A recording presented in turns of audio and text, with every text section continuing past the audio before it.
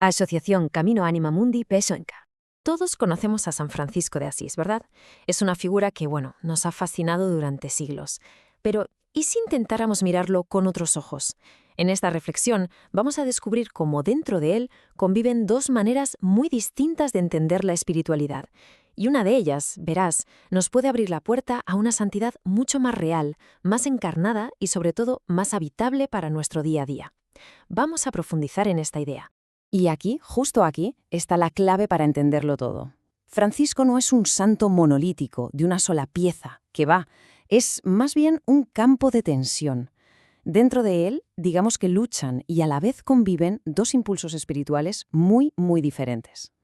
Y es precisamente esa tensión la que nos permite ver, con una claridad asombrosa, la transición entre dos maneras de vivir el cristianismo.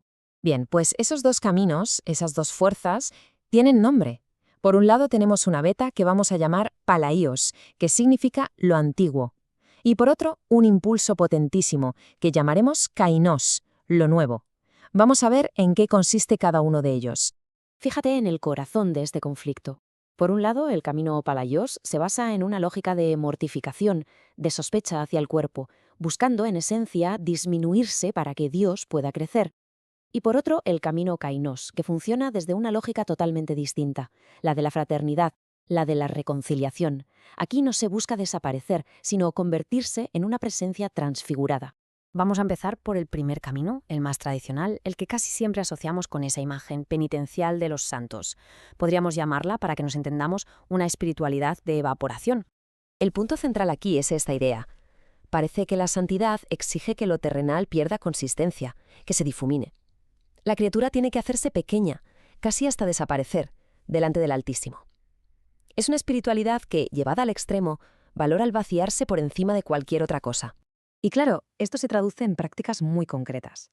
Este es el Francisco que ayuna hasta el límite, que castiga su cuerpo, que parece sentir que cuanto menos espacio ocupe en el mundo, más cerca va a estar de Dios.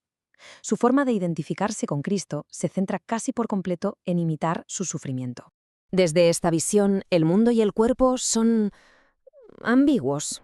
A ver, sí, son creación de Dios, pero también son una fuente de tentación, una carga que hay que dominar, que hay que rebajar. El cuerpo es el hermano asno, ¿entiendes? Un animal torpe al que hay que someter.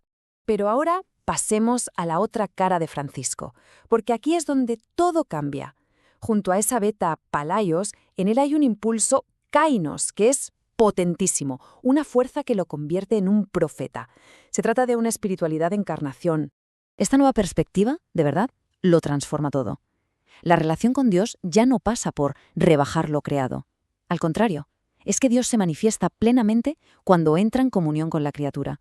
El objetivo ya no es borrarse, es madurar en esa relación. Así que la primera acción clave de este camino es reconciliar. Se trata de volver a unir lo que se había separado. El cielo y la tierra, la criatura y su creador.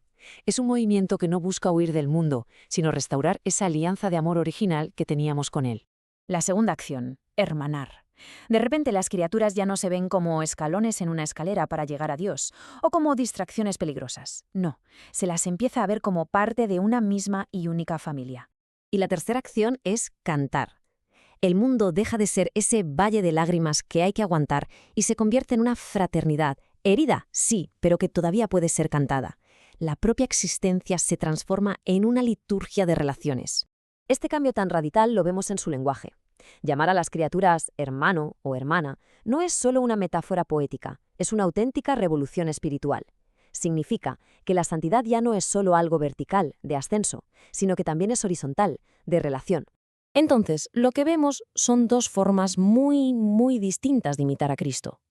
La palaios se enfoca en el sufrimiento, en la herida, y nos lleva al santo sufriente.